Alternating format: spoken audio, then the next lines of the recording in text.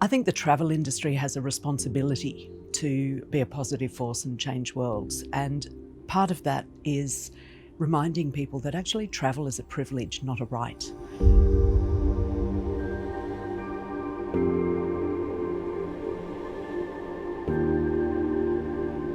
I'm Penny Rafferty, Executive Officer of Luxury Lodges of Australia. We're a collection of lodges and camps all across Australia that are much more than just a place to stay. We formed in 2009, actually, the same year as the first Pure, and it was as a result of entrepreneurs investing very deeply in really unique parts of Australia that had a compelling reason to come and do something there. So absolutely, location, beautiful lodges, all the soft luxuries that high-end travellers expect. But to be a member of Luxury Lodges of Australia, they had to deliver a uniquely, genuinely Australian experience.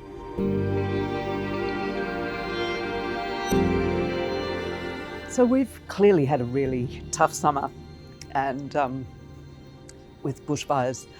We lost Southern Ocean Lodge, which was devastating, and we've all shed many a tear on that one. But the leadership that has been shown by James and Hayley Bailey, the owners of Southern Ocean Lodge, the leadership shown by other lodge owners that were impacted but not destroyed by the fires, has just been inspirational. So what has been extraordinary as a result of this summer's bushfires has been the outpouring of love and support from past guests, from fellow operators, from industry. Remembering that the 19 lodges are independently owned and operated, but under this association there's the most extraordinary sense of collegiate support and solidarity, particularly in times of crisis. So when Southern Ocean Lodge was destroyed by the fires, absolutely the call went out and they needed to relocate quite a few staff. Many of those staff went to other lodges.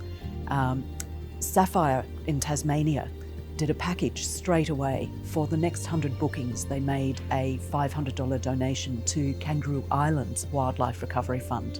They're on opposite sides of the country. So that was a direct acknowledgement of what a fellow lodge owner and operator had been through and the fact that their local community needed support.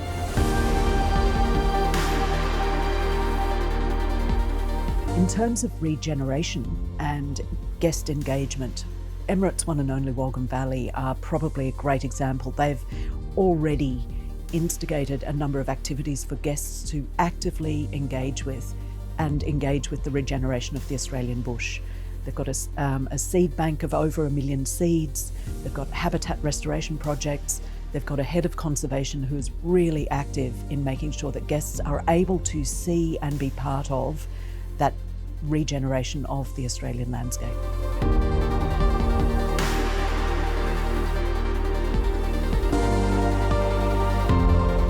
What can we do as an industry? We can't stop a lot of the natural phenomenon that happen. We can't actually impact that, but we can help manage the potential for crisis after crisis.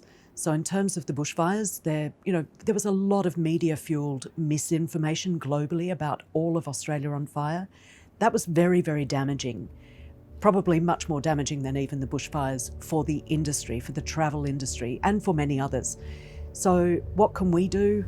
Make sure that we are making decisions that are fact-based, make sure that we are not making demands that have a knock-on effect that is even more damaging for the rest of the industry and the operators on the ground. Make sure that we are communicating clearly with our clients and managing their expectations. We are all in this together, and we have to remember that chain reaction whenever there is a crisis. Ultimately, if the level of innovation and creativity that comes out of our collective response to the bushfire season and globally in response to other crises, then that can potentially create a body of product that is not only ideal for the Pure community and for people that travel to experience difference, but it can actually also lay a really solid foundation for the kind of product and offering that the travel industry will need to make if we're going to have any sort of impact on longer term sustainability. I think there's enormous empathy for Australia at the moment, for our wildlife, for our people, for what we've been through. I think actually there's going to be enormous empathy globally because of many other things that are happening in the world right now as well.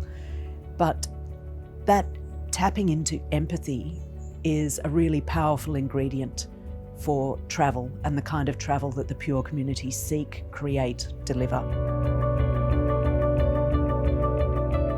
So I think 2020 is going to be the year of crisis for many people, and I think it has probably triggered a global paradigm shift. That paradigm shift is an opportunity for the travel industry to really more deeply question clients when they ask about a trip, and really more deeply try to connect them with somewhere that and something and people and places that can have positive impact. There is a growing desire, I believe, in people to do better and change small things in their life. And I think the travel industry has a really important role to play there. And we've seen at Pure over the last 10 years, the demand for people to be taken beyond their personal comfort zones has increased. They want to go deeper, they want to connect more deeply. And I think we have a great opportunity to take people further. In so doing, teach them, connect them, make them really value the things that we value in terms of our environment, our culture, the things that we are very proudly promoting to the world.